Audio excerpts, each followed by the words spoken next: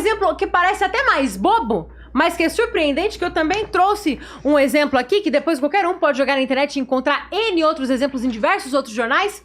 Quando o Som da Liberdade foi lançado aqui no Brasil, um filme que teve uma bilheteria sensacional, inclusive, não graças à esquerda. É um filme que trata sobre a realidade do tráfico sexual infantil. E a esquerda dizia que era propaganda americana imperialista, que era um monte de branco de extrema direita, de teorias QAnon querendo se passar como heróis.